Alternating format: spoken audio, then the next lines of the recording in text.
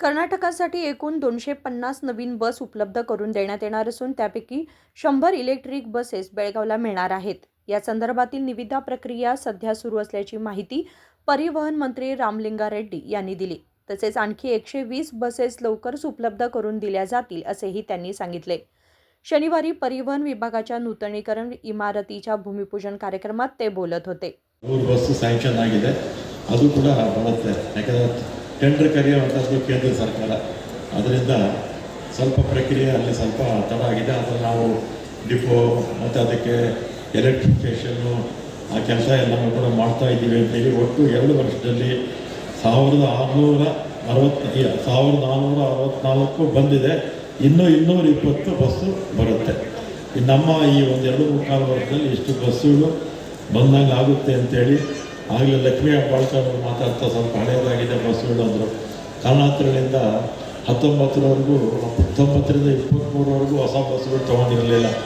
ಆಗ ಕರೋನಾ ಇನ್ನೂ ಬೇರೆ ಬೇರೆ ಸಮಸ್ಯೆಗಳೆಲ್ಲ ಇತ್ತು. ಮತ್ತು ಆ ಸಂದರ್ಭದಲ್ಲಿ ಆಗಿನ ಸರ್ಕಾರ ಸುಮಾರು ಒಂದು ಸ್ಯಾಲ್ರೀಸ್ಗೆ ಮತ್ತು ಈವನ್ ಇದು ಡೀಸೆಲ್ ಕೊಂಡ್ಕೊಳ್ಳೋಕೆ ಕೂಡ ಆ ಸಂದರ್ಭದಲ್ಲಿ ಭಾಳ ಕರೋನಾ ಸಂದರ್ಭದಲ್ಲಿ 2 ವರ್ಷ ತೊಂದರೆ ಇದ್ದಾಗ ಸಹಾಯ ಅವಾಗ ಮಾಡಿದರು. ಆ ಸಂದರ್ಭದಲ್ಲಿ 4 ವರ್ಷ ಬಸ್ಸುಗಳು ತೊಗೊಳೋಕ್ಕೆ ಆಗಿರಲಿಲ್ಲ. ಅದರಿಂದ ಸ್ವಲ್ಪ ಬಸ್ಸುಗಳು ಹಳೇದಾಗಿದೆ.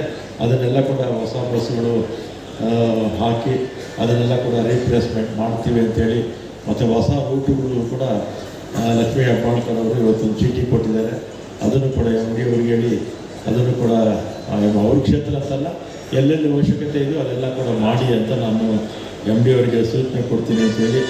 सलग 5 वर्षे अपघात विरहित वाहन चालवणाऱ्या चालकांना रौप्य पदक तर 15 वर्षे अपघात मुक्त सेवा देणाऱ्यांना सुवर्ण पदक देऊन सन्मानित करण्यात येईल असेही त्यांनी सांगितले. नजीम बेटगेरी, KMM मराठी, बेळगाव.